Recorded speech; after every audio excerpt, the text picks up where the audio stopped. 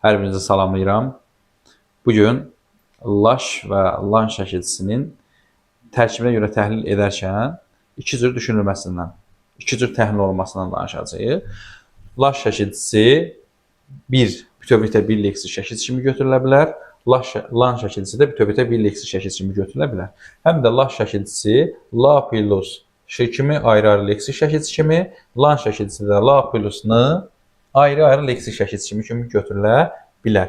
Bəs biz nə bilək ki, laş şəkilçisi bütövlükdə bir leksik şəkilçidir, lan şəkilçisi nə bilək bütövlükdə bir leksik şəkilçidir və yaxud da la plus ş və yaxud da la plus n nə vaxt olacaq? Yadda saxlamaq lazımdır ki, əgər la şəkilçisindən sonra maqmək məstər şəkilçisini artırırıqsa, dilimizdə həmin söz məna verirsə, la plus ş kimi və yaxud da la plusdan sonra n kimi məna verirsə, parçalanacaq. Məna vermirsə, parçalanmayacaq. Gəlin nümunələr əsasında müəyyənləşdirək. Dostlaşmaq sözünü yazmışam bura. Demək, kök və şəkilçiarı dost sözün köküdür. Bax, burada laş şəkilçisini görürük. Demək, laş şəkilçisi la plus ş kimi də ola bilər.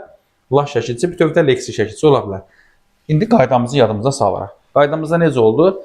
Məstər şəkilçisinin artırıq la şəkilçisinin üzərinə dilimizdə məna verirsə həmin söz la plus, vermirsə laş plus götürəcək.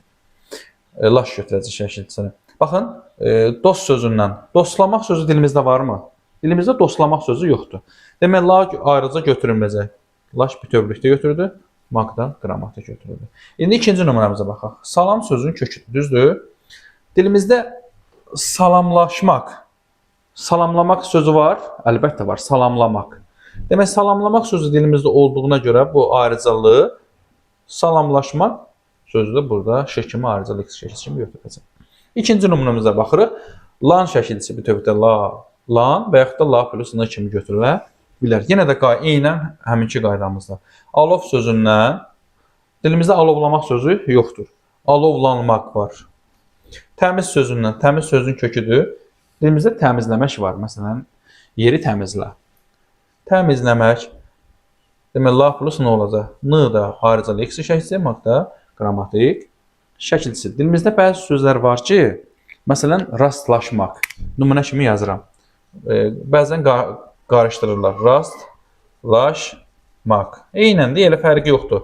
Yəni, rast olur, rastlaşırsan, rastlaşmaq olur.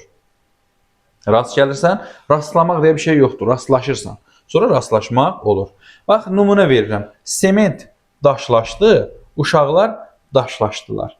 Nümunəmizə baxın. Kök və şəkilçi ayrım. Hansında la plus ş, hansında laş şəkilçisidir.